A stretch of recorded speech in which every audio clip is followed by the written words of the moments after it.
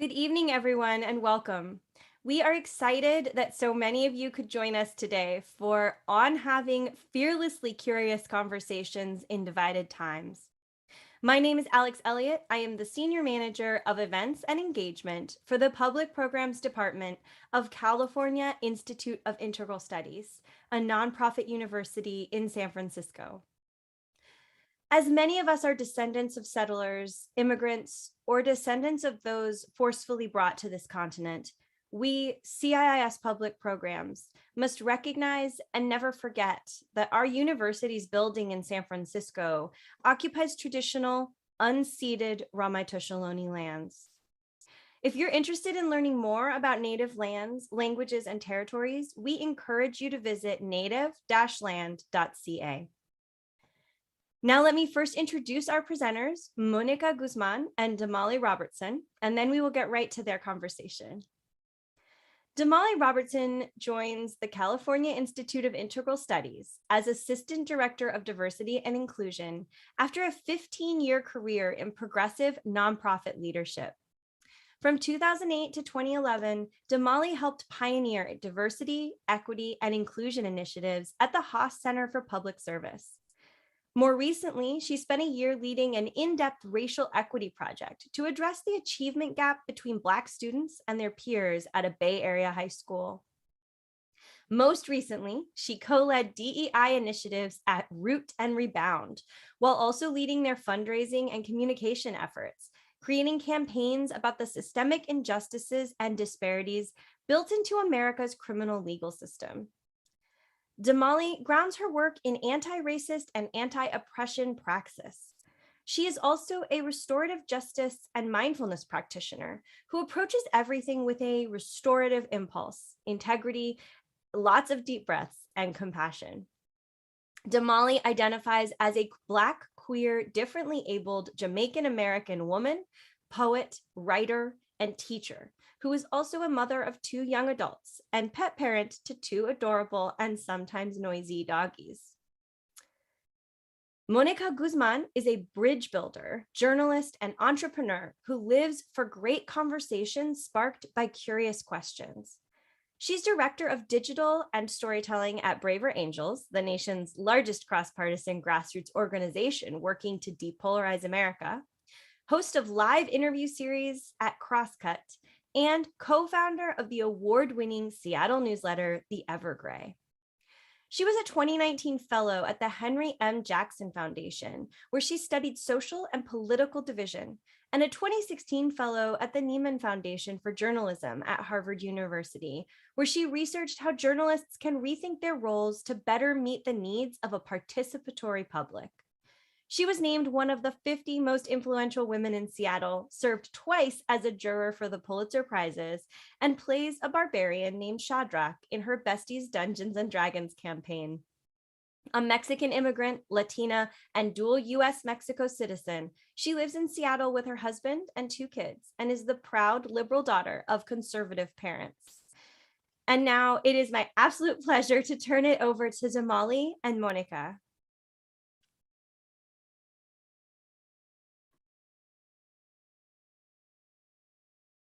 Here with all of you tonight, Monica in particular. How are you doing, Monica? How are you? I'm doing great. I got my glass of water. I'm here in Seattle. Sun's going down slowly. It's a good night. Awesome, awesome. So I'm gonna just jump right in. I feel like this is the perfect time for this type of fearlessly curious conversation. I have been looking at the world around me and just kind of I'm really nervous for us between the Supreme Court nominee hearings to what's happening around critical race theory and teaching the truth in schools, to legislation, anti-LGBTQ and anti-trans legislation, not to mention the war with the invasion of Ukraine. And so my whole thing is there's a lot happening that shows how deeply polarized we are. Mm-hmm. And I thought, ooh, this is the perfect time to talk to you. Mm-hmm. It's a perfect time. So my first thing to you is I really just want to ask the big question. How does your book, I never thought of it that way, help us bridge some of these huge issues? And I'm talking about those real life issues, like some of the ones I just mentioned. Yeah, when I think about a lot of the examples you just brought up, what comes to mind is people not being seen for who they are and for the humanity that is in them. So the cover of the book has eyes on it. Some are open, some are closed. They're all different. And the beginning problem statement of the book, I've realized, is we're so divided, we're blinded. The division in itself keeps us from seeing each other past the ideological disagreements, which are severe in many cases. There's added animosity. There's added misperceptions across the divide that have been measured. There's exaggerations. There's a lot of fear. So, how do we build a world where more of us can be seen and can share our concerns and can put them all on the table in a way that our society deserves, that our democratic republic was designed for? Of course, not really knowing where we would all go. I heard just the other day somebody make a really compelling case that we have been through a lot of trauma. And I really hadn't heard it put that way, that when you think of all the wild events and how close together they seem to be happening, that's trauma on our whole society. So the book helps by presenting what I think is the most powerful tool that we don't think about often enough, which is our own curiosity, our capacity to be curious. Curiosity flourishes and requires uncertainty. When we are in times of deep stress, we manufacture certainty in order to be okay and to feel okay. And that makes sense, except when it happens to such a degree that it makes us blind to who other people truly are. Across the political divide, there is a lot of distortion, and we're going to have to address it to get to a place where we can work together again, be creative together again as a society, but also on a more individual level where we can have meaningful relationships across deep differences that we know we want. A lot of people are heartbroken and confused by this divide, and we can do something about it. We can get more curious. Thank you so much. You know what? I am with you.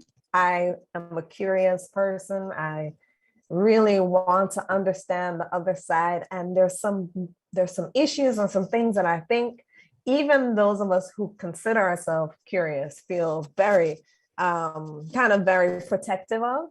And so I want to go to talk about that election in 2016, right? And I remember that feeling of coming home and being deeply saddened by the outcomes personally.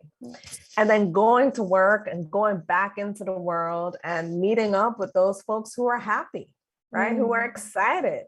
And for me, I literally felt, well, that, your vote was a vote against my freedoms. That's how I felt. And, when you share that your parents voted for Trump, and you all still have this loving relationship, I was like, ooh, I want to learn from Monica how she did that. Because, it was hard to talk to people just across from me at work, but I didn't have to go home and sit at dinner with them, and bond. And so I'm curious, that type of division that shows up in our families, but also shows up in our world. How do you actually see that with curiosity? Because for me, it was really challenging, I have to tell you. Yeah. So I've known my parents my whole life. And it wasn't until the election in 2000 that our vote and our politics seemed to matter very much. That was the year that we became US citizens. So we're Mexican immigrants, and came over from Mexico when I was about 6. In the year 2000, my parents got naturalized, and I was 17, so I was automatically naturalized. And I came home one day and plopped my backpack down and looked up and saw a Bush Cheney sign on the billboard over my mother's desk. And that was the first time that I was like, they're Republicans?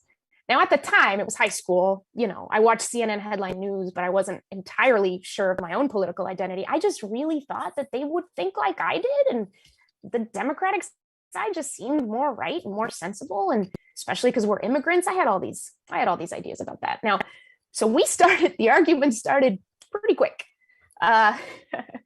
We are a fairly unfiltered family. You never don't know where you stand with my mother. It's a blessing and a curse. So yeah, that's happened. But in the presidential campaign of 2015, things really turned up for us. And I would go to my mom and I'd be like, Mom, you did not raise me to respect somebody like that. You did not. And that was one of the most confounding things to me. It's just like, come on, really? And with my father, it was different issues, and we can get into it, but the heat got hotter with us. And the challenge certainly got much, much bigger. We yelled a lot more loudly. And one thing that I think of the analogy is heat is okay. Anger, it's fine. It's just about whether it cooks something and doesn't burn something. And we managed to have the heat cook. And even when we had raged, we ended every conversation with some new understanding about each other. And that wasn't easy, but I found myself personally grateful every time. I wasn't going to change their minds. And I love them deeply and dearly. And I have gotten to the point, we've had so many conversations, that I really can say that I do understand why they voted for Trump. So I'll leave it at that for now. Well, I mean, you know, there's so many pieces of that I could parse out, but the one that I thought that was really interesting is that you weren't working to change their minds, because I think a lot of us are engaged in those conversations to change minds. It's about winning. And even in your book, you talk about the dopamine kind of hit that we get from winning. Oh, yeah. And so I'm curious about how you decide not to change, you know, because I know that's why we debate, to win. So why do you step back? What is it about that you're like, I don't want to change your mind? Yeah. Tell us about that. Maybe more of us could do it. So it's, you know, and I'll complicate that a bit, because in the situation with my parents, there is a deep and resounding trust. There's a deep and very strong relationship. So I can say that we do reach the level of head-on debate, total unfiltered, you know, but this, and I would be lying if I said that I wasn't motivated by an intention to convince them. So debate about who is right and wrong is totally possible and can be really cool. The thing is about the trust underneath. We could get to that point because we knew that whatever was said, we'd be okay. The relationship would be okay. A lot of folks who face these opportunities or challenges to go across the divide, it's not with a relationship of deep trust, or at least you come in wondering. And that's the place where, when you go straight into debate and you say, you're wrong, here's why, that comes off not as curious, but as condescending. And when you begin with condescension, especially when you haven't necessarily tried to understand where people are coming from, again, my parents and I have had so many conversations. They know that the intention to understand is always there. But when you come in without that part being kind of taken care of, people can tell. People see through it, and nobody wants to be condescended to. What ends up happening is that it makes people want to push you off and entrench themselves even more and affirm their belief about people like you from the other side who just don't respect them, don't listen to them, whatever. So that it works when there's a lot of trust built underneath, but not when there isn't. So that's why in a climate of division, the best thing to do is to actually separate wanting to change someone's mind from building trust, and understand that building trust comes first, and that building trust comes from building understanding. And so, and I always say too, that you can't understand a mind you're trying to outmaneuver or defeat. You can't do it. It's separate mechanisms. Yeah. And so a lot of us want to put the cart before the horse because we're irritated. This is awful. It takes a lot to do psychologically. It can, but technically it doesn't have to be so difficult. Wow. I mean, the two things that you bring up there, trust, and then almost like the flip side of it is the trauma that you alluded to earlier, or you spoke about earlier. Because, I was thinking about this as I was reading your book, that fight, flight, flee, or fight, flight, freeze, that whole thing. Fight or flight, let's just call it that. But I started thinking about that because I thought, I could see where in so many of these instances that mechanism would happen in our, bodies and our brains. And so we're not listening anymore. And there isn't any trust.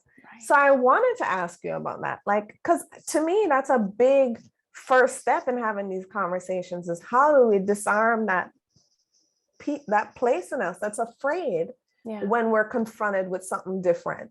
Can you say something about that and how this factors into your work, or expound a little bit on that? Absolutely. And this is where I think it's important to say that I don't really believe, especially in this body of work, right?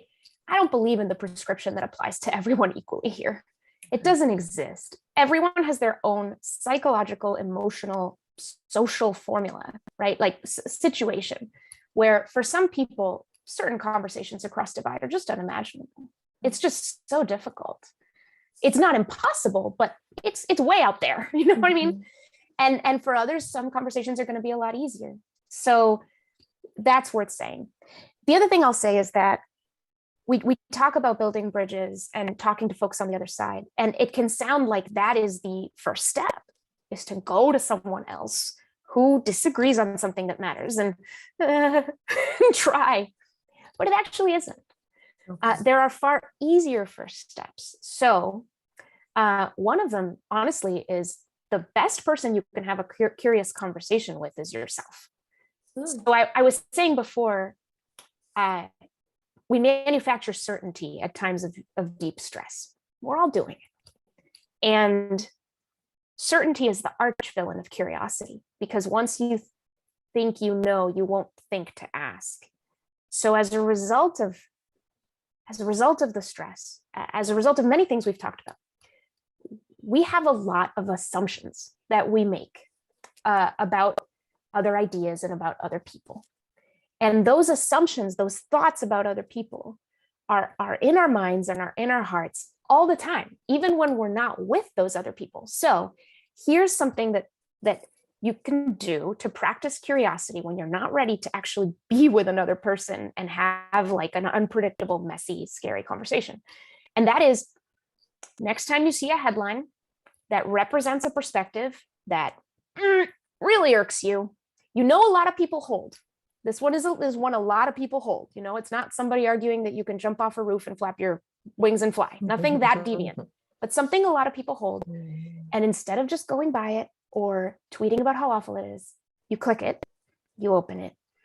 And as you read, you prime your mind to be curious in a generous way. So you ask yourself questions like, what is the deep down honest concern that people who hold this view are trying to express and have some need for addressing? What is the concern? And another one is, what is the strongest argument on this side? Those two questions will do a lot to do what I think of visually as put a doorstop in the hallways of your mind. When we form a lot of certainty, it's like we're walking through the hallways of our minds, and there's all these doors on either side, but they're all closed. They're all closed. So you put down doorstops and you go, well, let me just leave my mind open here. And I've done this a lot with articles that initially, just my gut level thing was like, nope, can't do this. And then I read it with the doorstops, and I'll end up going, okay, I see the concern here. I don't like it, but I see it. Practicing that begins to grind down some of the certainty, soften some of the assumptions. And what you'll find is that as that happens, the idea of approaching someone and having a conversation across difference won't seem quite so hard and scary. Wow, I think I might have to try this on a little bit. I mean, there are things I don't read, things I just, it feels like too much sometimes, like to try to take that on. But the way that you've described it, where I don't have to go up to someone and I can do that, just me and my headline and me and the news story. I think it's worth it. I'll definitely try it on. Thank you.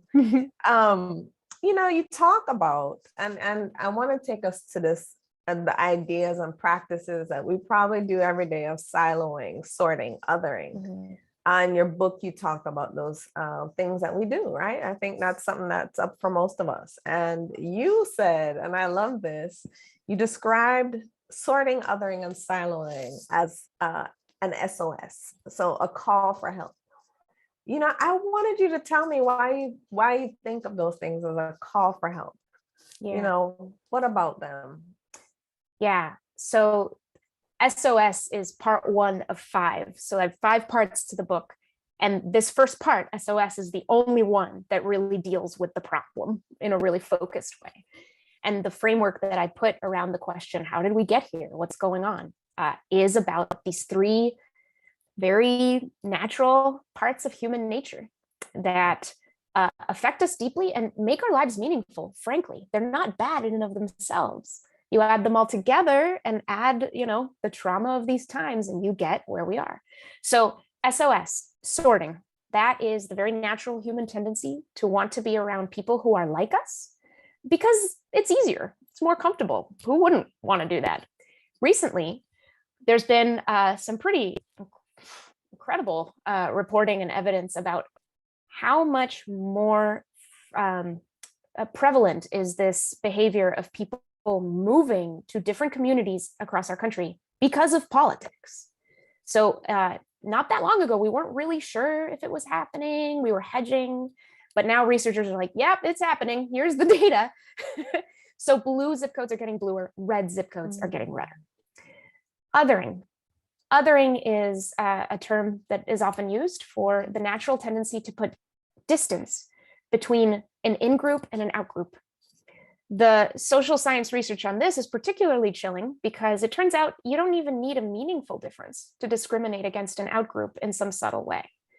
And when you have a meaningful difference, you discriminate in very non-subtle ways. And then there's siloing. And siloing has gotten like a serious upgrade thanks to this bad boy.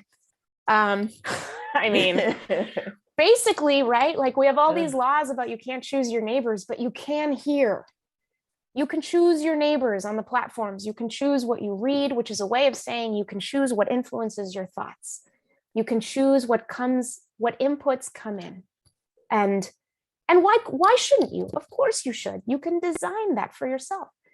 And what's the thing about siloing isn't just the customization and how it sort of amplifies the effects of sorting and othering, unfollow if you disagree.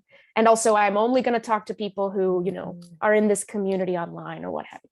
It's also about the fact that that thing represents a whole new kind of way of moving in the world. We don't wait in line for coffee anymore. We look at our phones. we're not open to the serendipitous connections of whatever's around us or our environment. So basically all of that is SOS, the call for help. You put those three dynamics happening to the degree that they're happening with where we are in our society, and you get a society that is so divided, it is blinded. And what we need to do is counteract those very natural tendencies, beginning by being aware of them and how they affect our individual lives, and asking ourselves questions, like, what do I really think about all this? And how do I know if I'm listening to a lot of the same voices and I haven't really heard the other perspective all that generously? How do I know?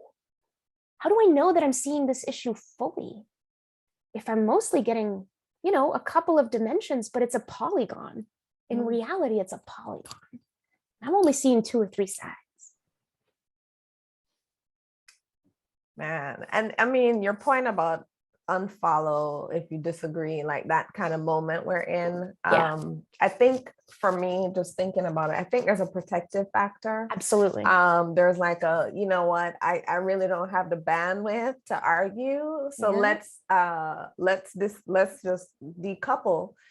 I see that also, that there's a cancel culture, right? There's like that's the term. If you say something I don't like, we'll just cancel you. And so there's a author, Adrienne Marie Brown, who has a book, We Will Not Cancel. I have it. Yeah. Oh, I don't have that one. I have another one. I have what's it called? Emergent Strategy. Yeah. Anyway. She's awesome. And I think I have all her books. And your book reminds me in some ways of that. Let's get back to humanizing one another. Let's get back to seeing one another. Let's get back to being curious about one another. So I totally see that. But why do you think it's so important for us to keep our hearts open? Because a lot of this is very intellectual and it's about issues. But at the core, I'm hearing the humanity in this conversation. So I wanted to ask you about our hearts. Why do you think it's important to do that in this moment? Oh, man.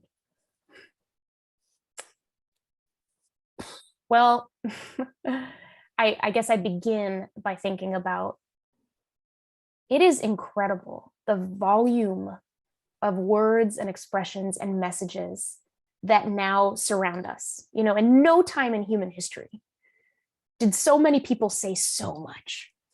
We're getting bombarded with it. We're participating in it. It's glorious. And it's happening on platforms where our full humanity doesn't fit. Literally doesn't fit, right?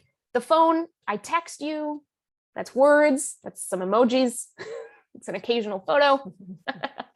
But you don't get my voice, there's all these trade-offs on these platforms where, in exchange for the full toolkit of humanity, of human communication, in exchange for our gestures, our voice, what we get is scale. I can talk to thousands of people at once. How cool. We get these amazing trade-offs, but it adds up. It is a trade-off. And the internet basically is a non-place that makes us into non-people. So I think it's important. It's important to be aware of the fact that in the places where we are having the highest volume of our conversations with people, all kinds of strangers, invisible audiences, hearing each other's thoughts, it's places where we are by definition not fully seen. By definition, we get to choose what we want to billboard out front of who we are. And a lot of times, because of the passions deeply felt for ideas in a time like this, people will put their ideas on the level of their name, right? So if you go to Twitter or some other platforms, you might see people do this much more now than they did 10 years ago, where it's like, here's my name and here's my cause. And that's it. So here's my concern about that. I mean, there's beautiful things about that. My concern about it is when you conflate ideas with people, it gets harder to see the people behind the ideas. And so if it's an idea that bothers you, and you're going to these spaces where the ideas are floating around and you are not accessing the human being because the internet just makes it hard to do that, it's very easy for you to just say, this person is that idea. This person is that horrible idea. I don't want anything to do with this person. They're that horrible idea. That's what they amount to. And it's not like we stop and think about this consciously, but I think it is an unconscious ethic that's out there. And it's not good because it's not true, because it's not real. And, you know, we live in this, we work in this wonderful digital space, and, you know, and it's allowed for us to continue to do so many of these things during a pandemic. It's wonderful. It connects us in so many ways, but it is also remarkable how we are surrounded by information, and yet we are so misinformed about each other. And that, to me, can only be because we are actually more distant from other humans in some ways than we've ever been. We see their words, we see their ideas, we fight their ideas, but we don't see the people. And we forget that people are a lot more than their ideas, and that the ideas can change. But usually you won't have an impact on how those ideas can change unless you get to know the person. Wow. I mean, there's so much that you said in there, but I love what you said when you talked about people being separate than their ideas, and how we're conflating that we're in this moment where you become your idea. And so therefore, if your idea opposes my idea, I oppose you, is what I'm hearing you saying. And you oppose me, and I should be afraid of you.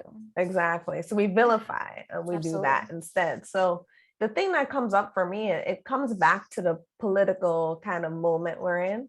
Well, we've been in for so many years. More than a moment at this point, right? It's been more than a moment. So I don't want to downplay that. But I mean, the thing is that I am sometimes really reflecting on some of the ideas that feel really directly harmful to me, to you know, people who look like me, feel like me, right? So there's some things around race in particular. So racism and oppression, I opened speaking about some of those things.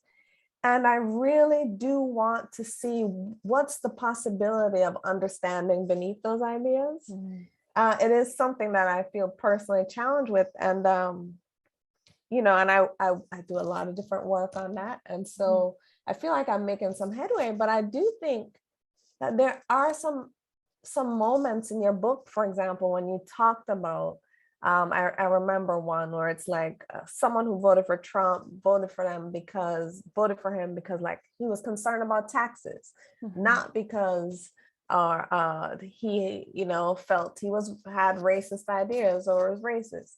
And there were some other examples like that. And I really, you know, would love for you to talk a little bit more about those things living, you know, again, the people and the ideas. So like, how have you, in those moments when you had those groups, where you had those conversations, really seen people separate than their ideas? Because I really think we do, I mean, have a hard time with that in particular. So if you could say some more about experiences you've had talking to people where they really did have that concern about taxes or farming or something that many of us are not even thinking about.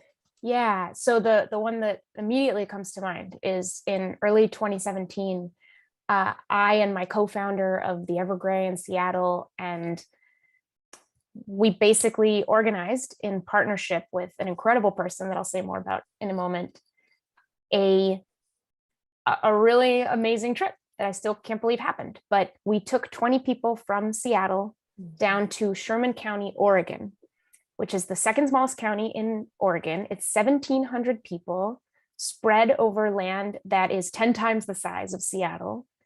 And it was the county that voted exactly opposite King County, where Seattle is, in the 2016 presidential election. The reason we did it was because we had named curiosity as a core value of our newsletter and our community in Seattle.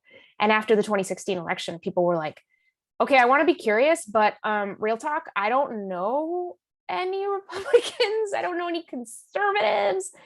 Or it would be, yeah, but apparently a lot of folks who supported Trump this election are more rural. I don't get that. I live in the city. I've been here my whole life. What's up? So one thing led to another, and through the kindness of total strangers in Sherman County who agreed with us that something had to be done. Basically, we partnered with them and created this one-day event experience where we did a 5-hour bus ride down for 4 hours of getting to know each other and having conversations, and then the 5-hour bus ride back. And on the 5-hour bus ride back, I couldn't hear myself think. Everyone who'd gone down from Seattle could not stop talking about everything that had happened. We started with a tour, a very short bus tour because we were a little bit late, traffic, but a bus tour of the wheat fields because Sherman County is dominated by agriculture, just miles and miles of wheat as far as the eye can see. And then we had a meal. So the folks from Sherman County, there were 16 of them. And yeah, they had donated the meal and it was sandwiches. And then we had some conversations. And yeah, so I can say more about that. But there was a moment when a man named Darren, who was a 4th generation wheat farmer in Sherman County, he stood up and he's 6'9". And as part of just explaining, his reasons for voting for Trump and everything, he just but also just commenting on the situation. Here's all these city people coming to Sherman County. That never happens. And he points at the plates of our sandwiches, the leftover crust, and he goes, if you only knew what it took to get that sandwich on your plate. And I'll never forget that moment. You couldn't hear a pin drop. I just, oh, wow. So a lot of what people remember taking away from this trip was what those of us liberal city folk were missing. We were missing reasons and considerations for people's political choices that had nothing to do with the reasons and considerations that were behind our political choices. So, for many of us, in particular, I'll talk about Laura because I've told her story many times. Laura was thinking about, she's very passionate about LGBTQ rights. She's very passionate about the environment and climate change. And she just saw like Trump and everything is like absolutely the wrong direction on all of these things. And she figured, if people oppose what I support, they must hate what I love. Like there can be no other explanation like that. And so she sensed that in herself, but she did ask herself, well, what if I'm missing something? What could I be missing? And so she signed up for the trip. She didn't know anyone else. She sat there for 5 hours. She really wanted to know. And Darren and other farmers, one of the things they shared was about something called the Waters of the United States Rule. The Waters of the United States Rule is federal regulation that determines federal control of land based on bodies of water. So if you have, if there's like a certain pond of a certain size on land, it kind of belongs to the government in these and those circumstances. And farmers were very concerned that rule could be interpreted to mean that if there's a big rainstorm and suddenly there's like a pond overnight in between some hills on my land, the government could take that land.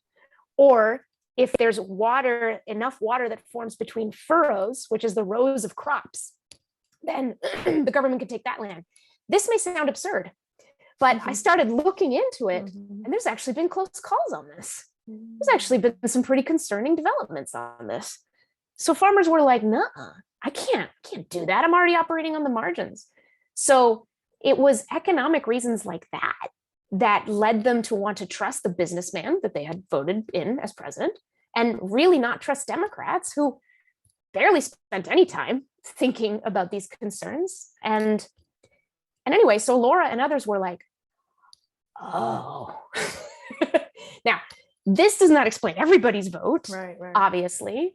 But if we discovered that by going and getting curious about other people with other people, what else can we discover by getting curious about other people with other people? What could I be missing? Yeah. Seems to be one of the key questions that you think like we should all be asking. I'm not a big believer in the word should, but I would just say at this time that, it sounds like something that you would encourage us toward. What could I be missing? Especially when there's something that we really don't feel clear about. Is that true? And how often do you use that question in your own life? How often do you find yourself? What a good question. I mean, man, what a good question. I've tried to build mental habits, and I think it's happened just because, man, you write a book about this, you think about it a lot, and I've been a journalist my whole career. So finding ways to understand people is my job. So yeah, I would say that I'd like to think it's a pretty consistent thing, which isn't to say that I'm constantly confronted by ideas that do not sit well with me. But if I am aware of that, if I'm aware of it, if I go, oh, wow, I had a real reaction there in my own brain that no one can see, then I will my mind to be like, hang on, what are you missing? What can you ask that person if there's an in-person interaction? Or going back to the article, hang on, do you know a lot of people who hold this view in good faith? If you don't, there's probably a lot you're missing. Because the media is what it is, our silos are what they are, and I don't want to trust that they're giving me all the answers. So that's how I try to walk in the world. It's not perfect, but it helps me stay surprised. Nice. I like that. The thing is, as you were describing the trip that you took, it reminded me of that place in your book where you started talking about finding friction in spaces and places outside of your comfort zones. I'm imagining that might have been a little bit outside of your own comfort zone and outside of your silo. And I'm intrigued by that idea. The one thing that I thought to myself is I know most of us may not invest in going to the neighboring community or, to do that. And there's probably ways that we can still do it. Like there's probably ways that we can still challenge ourselves to find that friction. What would you recommend to the average person who may not be ready to take the trip? 5 hours. Yeah, no, what would you recommend? Yeah. That's pretty out there. Like totally. No, nobody. Yeah. How can we do it? No need to go that far. But I do think that despite the fact of sorting, othering, and siloing, most of us have plenty of difference in our network if we look closely enough. Unfortunately, all those dynamics are also leading people to hide themselves. And I could give some examples of that. That's unfortunate. But it's there. There's a lot of differences. So I don't know. Like the first thing I suppose would be to sort of ask yourself, like, who do I know who maybe doesn't go all the way opposing me on the thing that matters most to me, but there is an issue. I don't know. Is it abortion? Is it gun stuff? Maybe I know someone who owns a gun and is really proud of it, and I think guns are like the worst and harming everyone. Is there something like that you know? And is that in a person with whom you already have a relationship, a relative, a friend, a colleague? And that's a great place to start, where there's already a relationship, where there's already some trust. Chances are maybe this has already come up before, but now the opportunity is to get curious.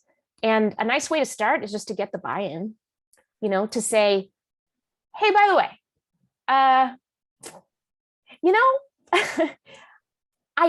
I sense that you and I have pretty different perspectives on X.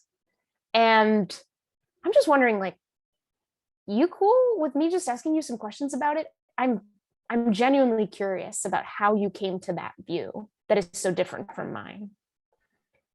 And you'll be surprised. Like one of the deepest, I think, lessons of humanity that I've learned being a journalist is that everyone wants to be seen. People love talking about themselves. You know what I mean? If it's done in a non-condescending way, most everyone, if there's again, not too much suspicion or distrust, people are happy to share their story. And so that's one of the biggest tips that I give in the book is we're tempted to ask why people believe what they believe. But the better question, in times of distrust is how they came to believe what they believe. Ask them to tell you a story, not to give you their defense, because it will come off like a defense because of the climate we're in. They're going to feel like they're on a stand, and they're going to want to reach for like the familiar talking point that they saw work on social media once, instead of what they actually believe. So, you know, instead try the how, and then they'll tell you a story, and you'll find connections in the story, even if you totally disagree with the conclusion. That, you know, our stories always connect. We share, you know, we're all human. Yeah, I mean, you do say that the shortest distance between two people is a story. And I think of myself as a storyteller. I'm often like getting into some of the story in talking and connecting with folks.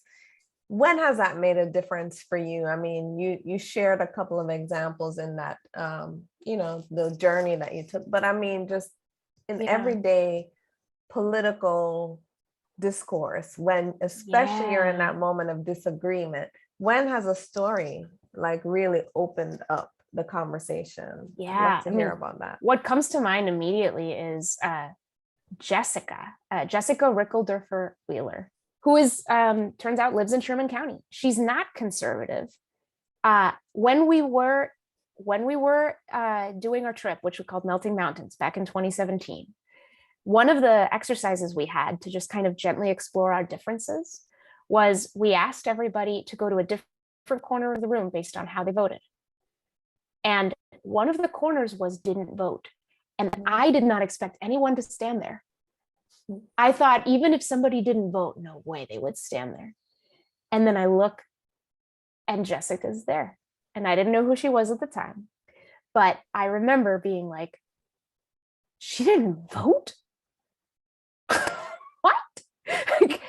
Wow. Okay. You know, so my curiosity was sparked for sure at that moment.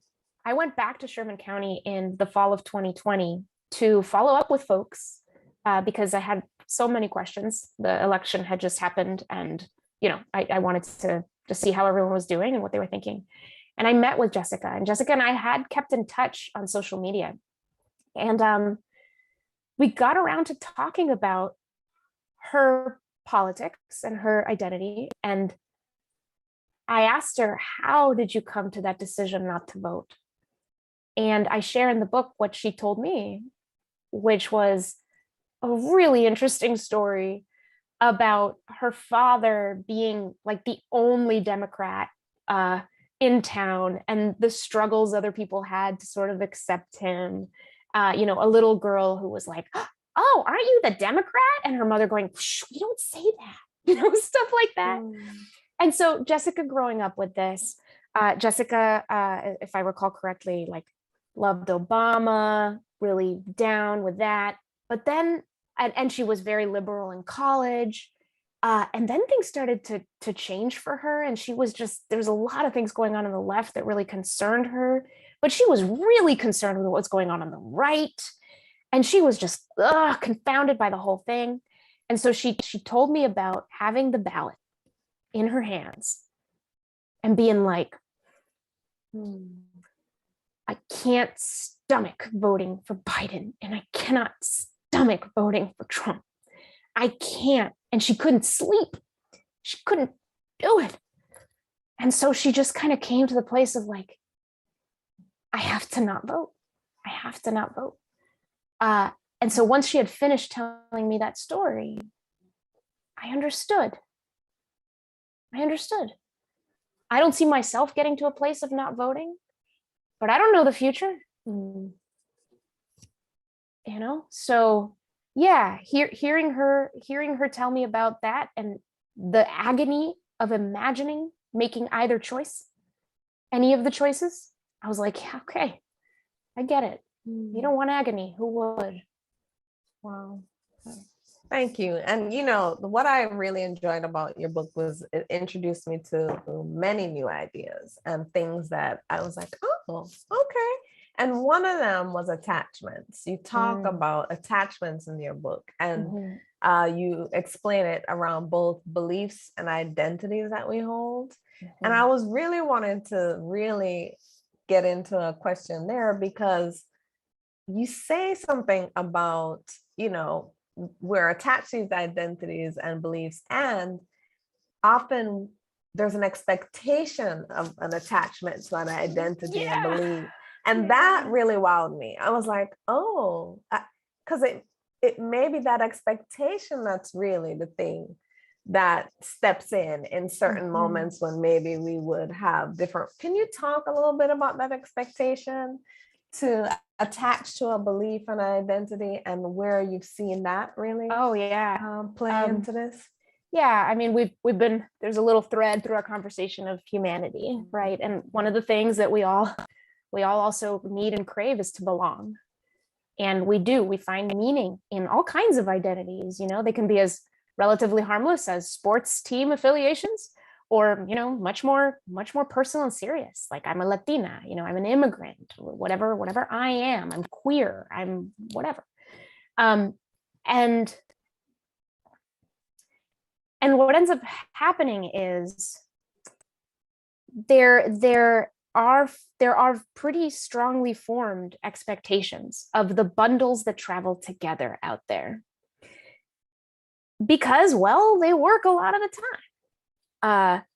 And many social scientists have written about this. If you are Black, if you are young, if you are urban, the chances that you are liberal and vote Democrat, pretty darn high. If you are very religious, if you are white, if you are older, if you are rural, the chances that you vote Republican, pretty high.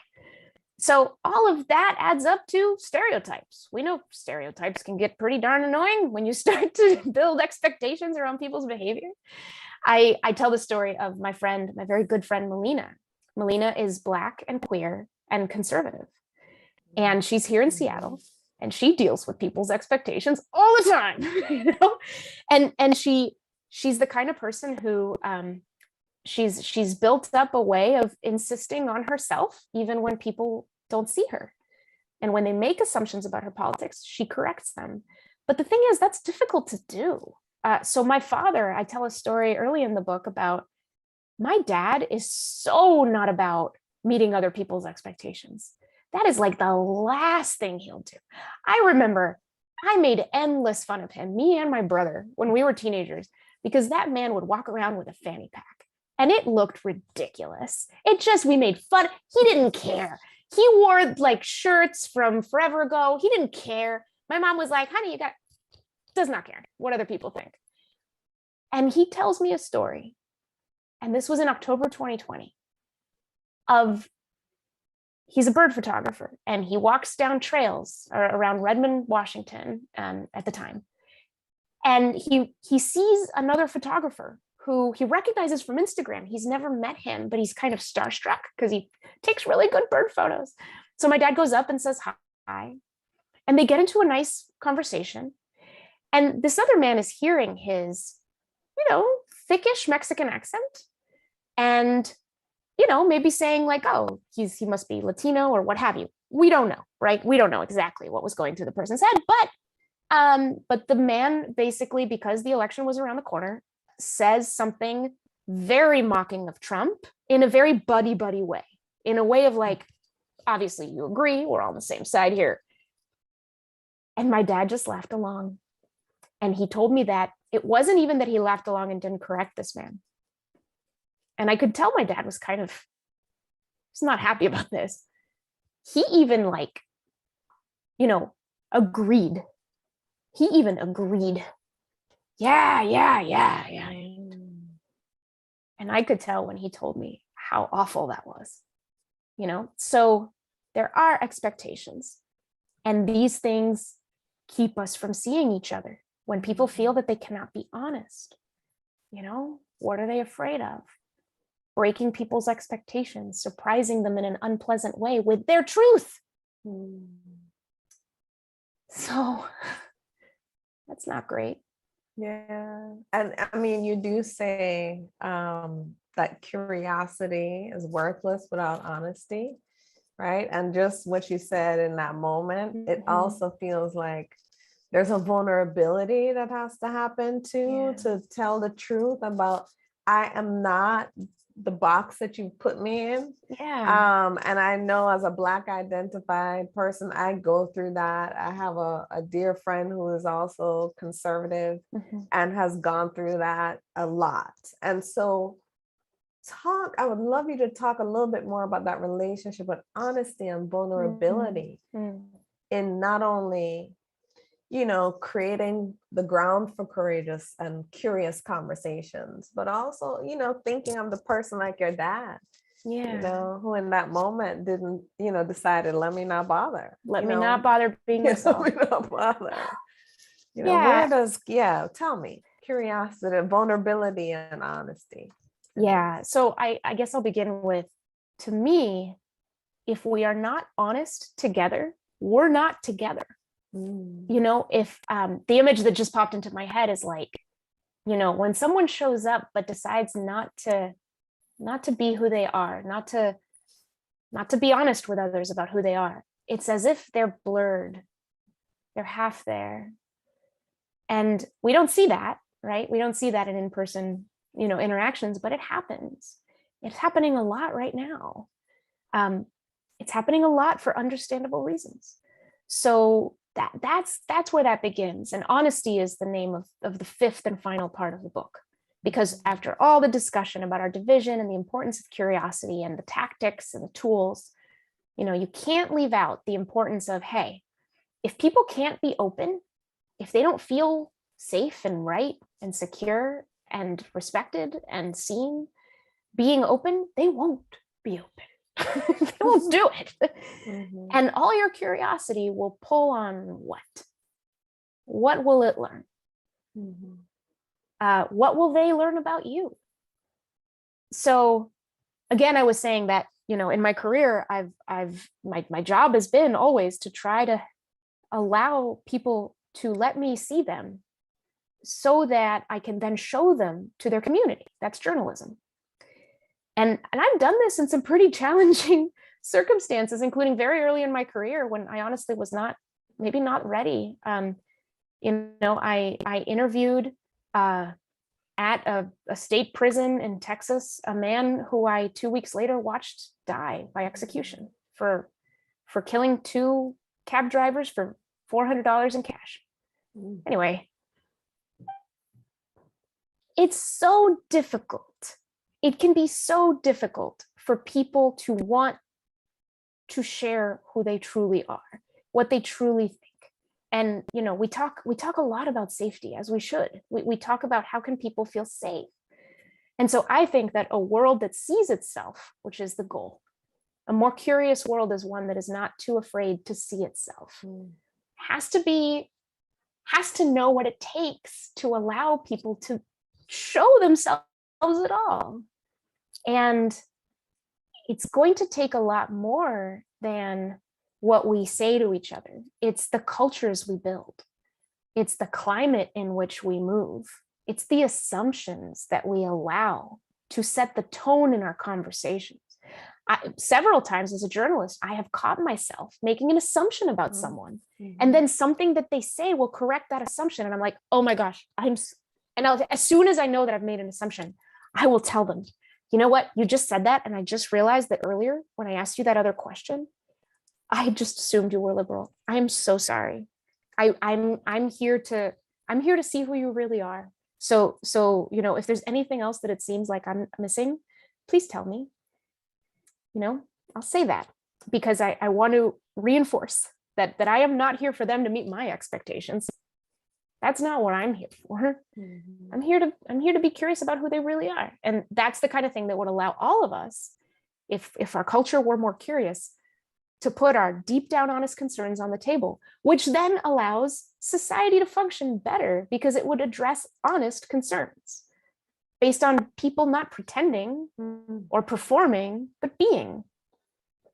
You know, there's so much there, and all your answers, and throughout this conversation, I've just, had a million things go off. I think the assumptions thing is huge. And I think that if I'm honest with myself, I do it quite a bit, assuming folks' political views, spiritual views, just by, being in spaces with different folks. And we think, oh, we're all the same. But I think the beauty of this conversation is planting a seed about how we might take a step toward really seeing the person across from us. And so you mentioned planting seeds in the book, and I find myself benefiting from seeds that have been planted in my life, whether it was in the classroom or some kind person years ago planted a seed with me, and I see it blooming. So I'm wondering, because I feel like this is steps we need to take and seeds we need to plant. So I'm wondering if you could share a little bit about the value of taking that first step or planting that first seed, because it's such a big conversation. Where do we start with each other? Are you asking sort of what's the first step, or how do we get seeds planted in our mind? It's like, what's the first step, but also like knowing that we are always planting seeds. So it may take time for us as individuals in particular to get to this place of this super curious conversation, but first step, seeds, like that kind of thing. I mean, I'll say, to add to what has already been said, that one thing we haven't talked about is a really cool first step in all of this is just awareness of how our minds react as we walk through the world and get surprised or get irritated or get drawn in. We hardly ever stop and think about the sensations that we feel. Our language tells us that the sensations are real. That clicked with me. That tracks. Or that dawned on me, the feeling of a sunrise and a new day and a new light, and how that parallels with someone planted a seed, someone put a new idea in my head, and all of a sudden, it's a new day. I'm looking around in the hallways of my mind going, I got to look at these rooms again. I feel like they just got a new paint color, and it's really cool. And so while I was researching the book, there were a couple of months where I was journaling what I called I never thought of it that way moments. Moments where I would think or say, I never thought of it that way. Journaling them made me more aware of them. And being aware of them gave me this extraordinary peek into how different ideas traveled through my heart and my mind. Some of them would get dug out of the ground the next day. Some of them are still there. But the coolest thing was that I could see when one of them resulted in a shift. Didn't happen often, but an actual shift, I noticed, and I knew where it started. There was one point where I actually called a colleague of mine at Braver Angels, April, and I told her, April, I just have to tell you, that podcast episode we did 2 weeks ago on abortion, where we had, 2 conservative women and 2 liberal women, and I was the liberal woman, and she was one of the conservative women. I was like, I have to tell you, something you said has shifted my thinking. Not completely, I'm pro-choice technically, yes. Not completely, but on this one thing. And she was just like, this is one of the coolest phone calls I've ever gotten. Like, what? And I said, yeah, I just wanted you to know, and she wasn't trying to change my mind. She just asked a question, challenging something I had just said. And her question made me listen to myself and recognize a contradiction that I hadn't seen. And that dissonance sat in my brain until it resolved itself in a new way of looking at the issue. So it's pretty cool. Planted seeds are pretty cool. So yeah, it's observing how they grow. It's seeing, I've never said this before, but it's like the garden in your mind. Take a look at it. There's really cool stuff in there. Yeah. And I mean, those moments that you're talking about, that I never thought of it that way moments, I think what you're describing of reflecting, of noting that, I think helps us to plant the garden, plant the seeds and grow it. And, what I take from this conversation, Monica, is that this is a long game, that, you start somewhere, and who knows, how long it will take for us to get to a place maybe where we're ready to have some of these conversations, especially across the big divides, right? Yeah. But it sounds like it's a long game. Would you agree with that? Absolutely. And I'll say, there's a great anecdote from John Powell, who is over at the Othering and Belonging Institute. Sounds like you might be familiar, but he talks about, he's all about bridging and how important bridging is. And he had a pastor ask him once, "John, are you asking me to bridge with the devil?" and John said, "Maybe don't start there." It's the short bridges, it's the small bridges. And he said, and maybe after a while, you'll wonder who you're calling the devil. And it's such a powerful and wonderful way of articulating exactly that. This is a long game. This is a long game. And but really these bridges, they're not really connecting ideas, they're connecting people. We're not talking about bridges between ideas. We're talking about bridges between the people who hold them. That's what we're really talking about. That's what the book is ultimately really about. It's about people. And people are not as scary as the ideas make them out to be. I like that. I love that.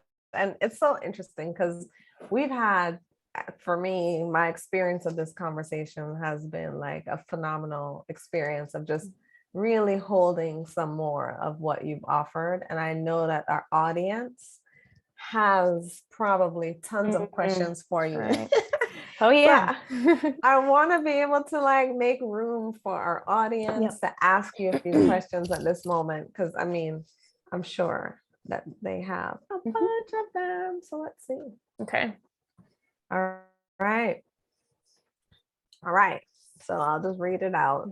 As someone who's gone from identifying with the left to realizing how terribly I was misperceiving the other side, I find myself very frustrated with the friends and family who were once my people. I've learned to keep silent due to experiences of being judged and misunderstood in the same ways that I once judged and misunderstood conservatives. It has been extremely painful and isolating, especially living here in the Bay Area. How can I help those around me recognize that this divisiveness has real consequences to people that may be right there in the same room without triggering an argument or risking social rejection? Big wow. Okay. Well, I'll begin here. First of all, thank you for sharing that. That's not easy to share. And I don't think you're alone. I talk about some conditions in the book for good, curious conversations. And one of the most important when it comes to fear of being judged and triggering is what I call containment. And that is the degree to which our conversations are actually contained to the people engaging in the conversations. So it's difficult in a group setting, maybe, to bring up that kind of point because the fear of rejection, the fear of people looking at you suspiciously, and you're not really knowing what they're thinking, and you're not able to ask them, "What are you thinking?" That's scary. But could you find an opportunity for a one-on-one with one of these friends or relatives or connections that is not at a moment where you're already talking about something politically charged, but it is at a calm moment. It is at a different moment when there's enough time and you know that you have their attention and you know you're in a context of obvious respect where you can say, "Hey, by the way, I just want to let you know about something that's been going on. And it might be a little difficult to hear, but it's important for me to tell you. Can I tell you?" And that's another one of sort of getting the buy-in first. And then see how much of that truth that you just put in that question you can tell that person. And it's going to sound scary, but it's a lot less scary if you do it one-on-one and with someone that the respect is there, and in a moment where they're not already getting their guard up about something political. Thank you so much. All right. So another question from our audience is, what do you do in your body to maintain curiosity when conflict along with tension arises. Ooh. What do you do in your body? It's a big question. That is a big question. I've been doing a lot of earlier before this event, we were joking with the folks at CIIS about we could end with a meditation. What's funny is that actually before a lot of my events, I do meditations. And there's nothing so resetting as a deep breath. And actually in the book, I also talk about, there's moments in conversations where you just get stuck. You're insisting your reasons at each other instead of getting curious about what's behind them. You've overthought and you're getting into what I call thought knots that you need to untangle. Or this is the one that really rankles people. Folks are getting upset. The heat is rising and you're not sure anything's getting cooked. You think stuff might be burning. Okay. You do what you do when, now I'm thinking of my Instant Pot. When the Instant Pot says burn, burn, burn, you don't go, I'll just let it keep cooking and whatever. I'll scrape off what's at the bottom. You have to stop. It keeps beeping at you. You have to stop. Stop the cooking. Open the lid. You're gonna have to interrupt. So that's when you take a break. So what you do in your body, if you're in that moment, I think it is an incredible little move, little hack in a conversation. If stuff's getting heated, to actually visibly take a deep breath. One of the things is that taking deep breaths is like sneezes, they catch on. So I do it and then the other person does their reset in their own way. You can even do it remotely. I've done it where I'm like, hey, you know what? I'm just going to go check on my kids real quick. It's just like 2 minutes. I'll be right back on text or on social. And then I'll make myself go and do it. And all kinds of brain science has told us that sometimes you just need to take a minute. So I will move my body. I will move it. And then that other person will be like, yeah, I'll go get a glass of water. I'll see you in a sec, and then we're back. And when we're back, we're more refreshed. We're more ready. And we are aware of our bodies. If I sense my body shrinking and I sense a tightening, I know like, okay, there's heat. What can I do? Can I say what I'm feeling? Can I make that data in our conversation? Do I need to be honest about something I haven't been honest about? What do I do? So the body is also a great indicator and barometer of what's going on in a conversation. The body's always telling us something. Always listen. Communicating, exactly. All right. I have another question. How do you foster curiosity, understanding, and respect when it is not reciprocated? Yep. Yeah, this one is so challenging. And I have to say that even among really practiced and committed bridge builders, I think this is one of the deepest challenges that's out there. When it feels like I'm the one doing all the work here. I'm sitting down, I'm talking to this person and I'm asking them a lot of questions and they haven't asked me a single one. And it's been 90 minutes and they're still talking at me and I want to be seen by them, but they're not looking. They're not looking at me.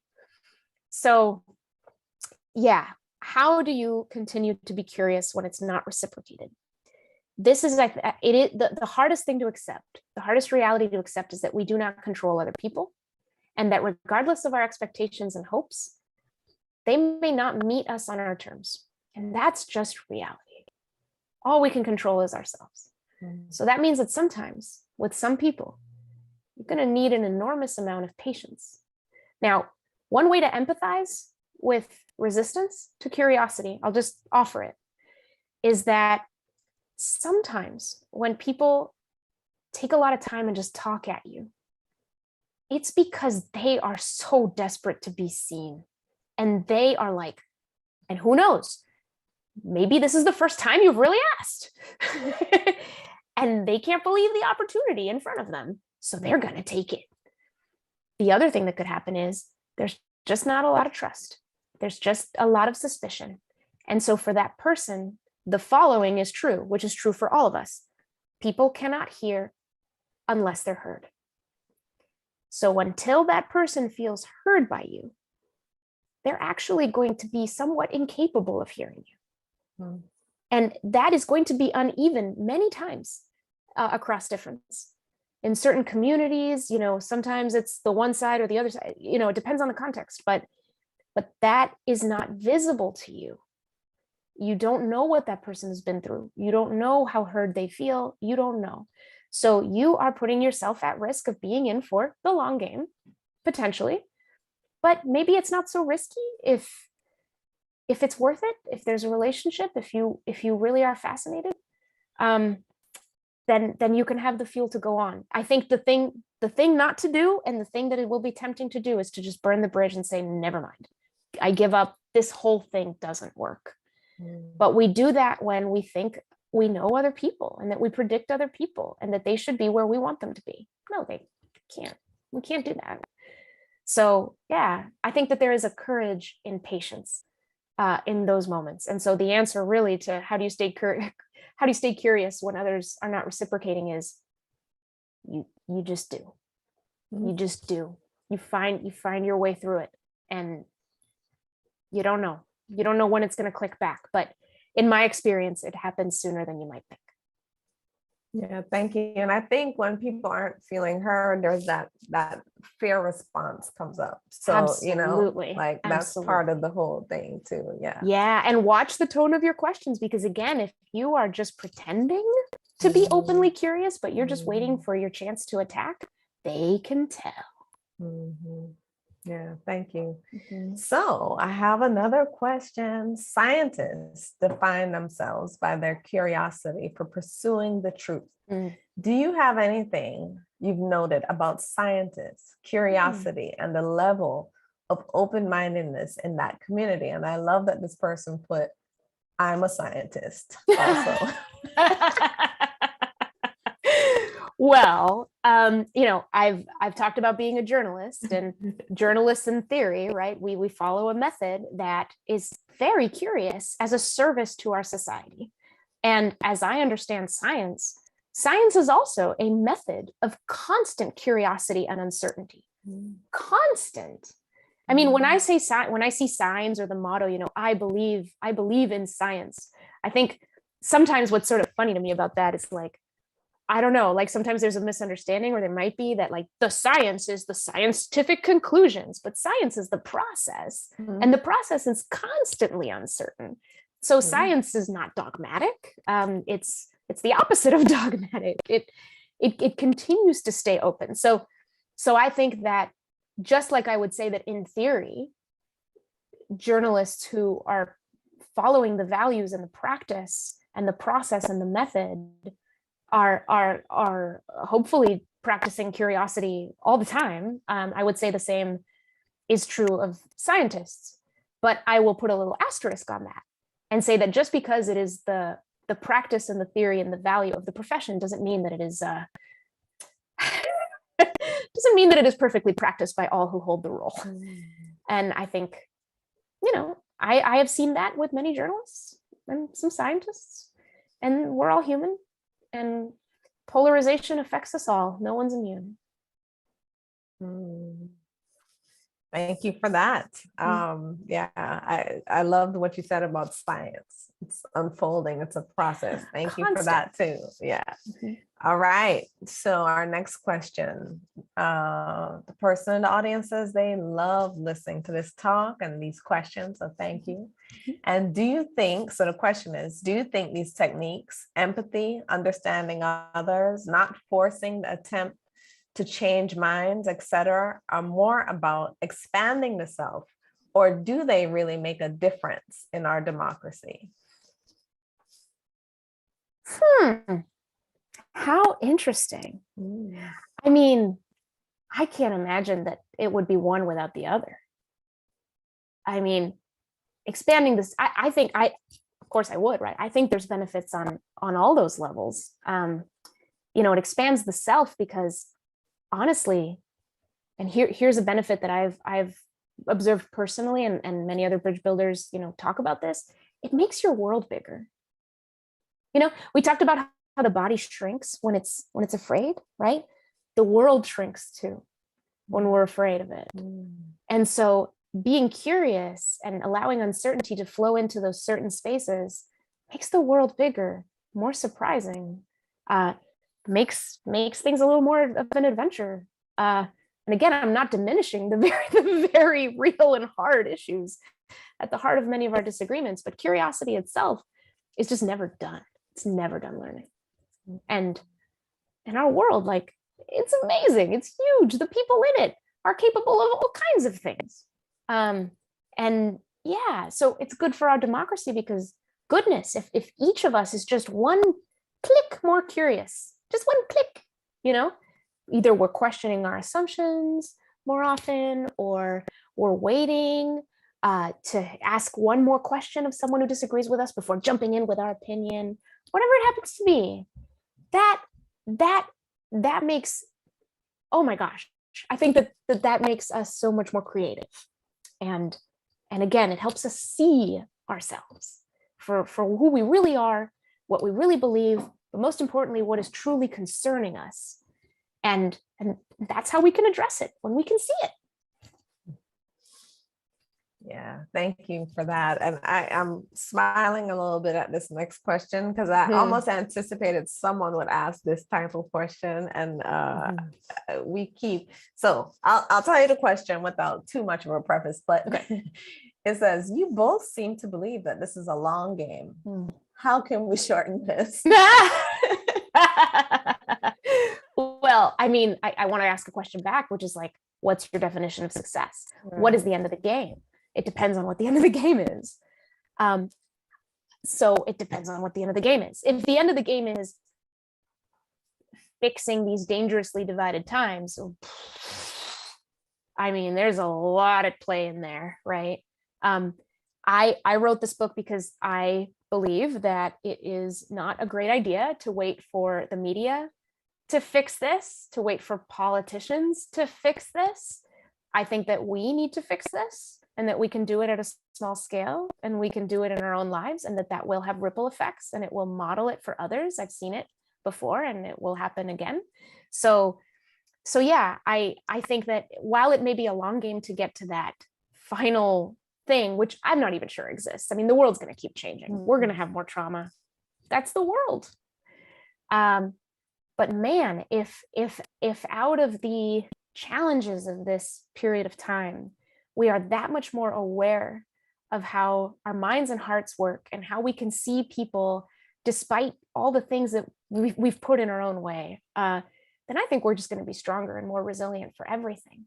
And each conversation, each step toward curiosity will begin to bring that victory into our own lives and communities immediately. So it's not like we're waiting for some big grand thing at the end. I mean, do this in your community more and see what becomes possible that didn't seem possible. You'll find a lot of things you're missing, and so will your neighbors, and so will your friends. And I can't tell you what it'll be. It's a surprise, but people are endlessly surprising and delightful. Yeah. And I want to acknowledge the urgency that some of us feel about bridging and moving into a society that feels more humane. So I really want to say that there too. Thank you. And our next question is, if you could choose 3 one-word intentions before entering into fearlessly curious conversations, what would they be? One-word intentions. Friction. I intend to welcome friction. Michel de Montaigne, it's one word, but Michel de Montaigne has, this French philosopher said, we need our brains to rub and polish each other. That's friction. I love it. So friction. Conversation, which I know doesn't sound like an intention, but conversation is a context. It's a place. We are in conversation. Every conversation we are in is unlike every conversation we'll ever have again and ever had before. It's a unique opportunity to see each other. It's powerful. Intend to be in conversation. And man, and honesty. Intend to show and unlock honesty. In fact, actually, I'll change that to candor, because candor is honesty plus openness. So it's like honesty squared. So candor, conversation, friction. Thank you. I thought, what a question. So thank you. That's a great question. Yeah. All right. Another question. Can you talk about balancing realistic personal capacity and respect for one's own boundaries with the noble goal of engaging with people who disagree in ways that attack your right to exist? That's a big one. Another powerful question. Yeah, absolutely. It's, again, I'll sort of say, and this is something else that didn't come up, but I'll say, that to be clear about all of this, and again, this is going to sound crass, but it's for effect. You don't have to talk to a Nazi tomorrow. You do not have to talk to a Nazi tomorrow. That's not the work here is about small bridges. It's about small steps that you can begin in your own mind. And if you are at that point where you're going, that person is attacking me, bless you, by virtue of what they believe, that person is attacking me. You can't be curious about them. You're gonna have to do some things to get there. That's going to be your big bridge. And maybe that's a long ways away. I don't know. Maybe you're not going to get there. But you talked about respecting boundaries. Again, it's like if we go in pretending, people will see through it. And so just respect your own journey. Respect your own journey through all of that. I will say this, just in case this is a different, if you'll allow me, I want to offer a different way of looking at the belief about harm. It's just an offering. I hear people talk about, the emotional labor, for example, the emotional labor of this work. And I think that we might be making an assumption when we talk about that it is a lot of emotional labor. And here's the assumption I think we're making.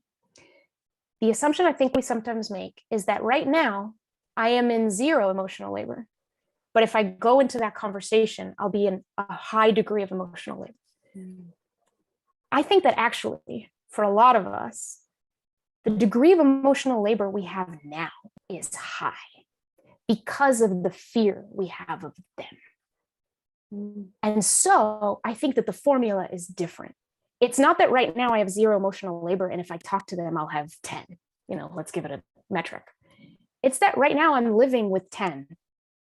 Because the world is small and scary. And I'm living with that anxiety and I'm living with that fear of harm. But maybe if I talk not to the hardest person way out there, but somebody else, if I make these small bridges, what if the fear that I have just in my daily life goes down? Just in your daily life, what if that could happen? I'm not saying it will. I'm offering it as a possibility, a different way of looking at this question of harm. Wow, that's a huge offering. Thank you for that. Another question from our audience. Monica, your meaningful approach reminds me in so many ways of the brave voices like Anna Devere Smith, Van Jones, and Andrew Yang. I am curious if you are currently part of any large-scale efforts to bring people together across the divides and how we can join you.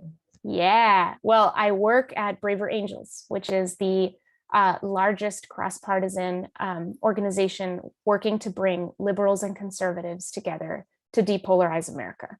It is an extraordinarily tall order, but it's working, which is why I joined.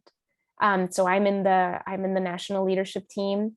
There's 50,000 subscribers from across the country. There's 74 local chapters in cities and towns across the country, and they all follow the Braver Angels rule.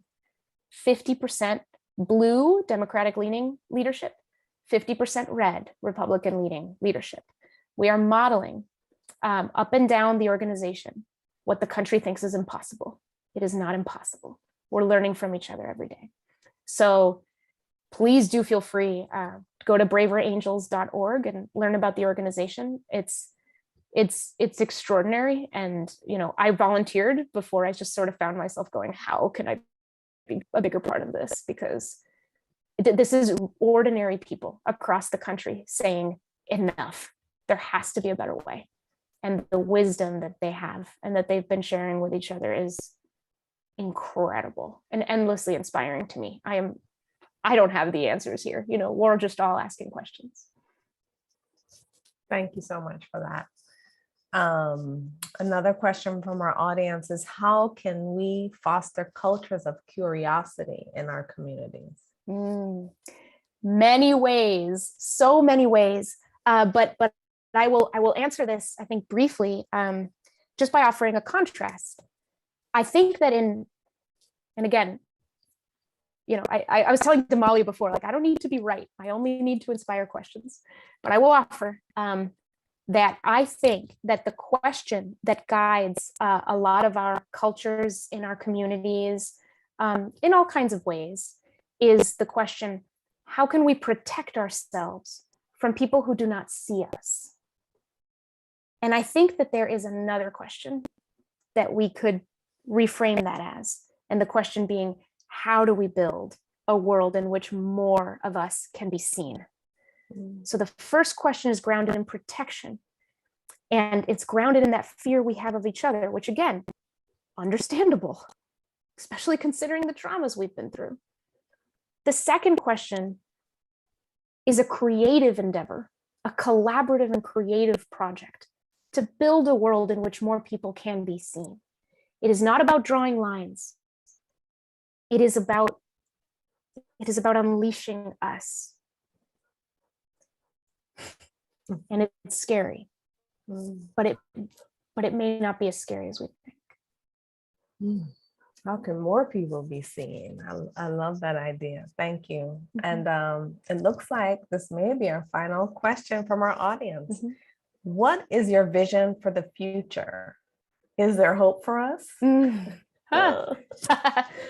I don't think it'll come as a surprise that I am genuinely full of hope.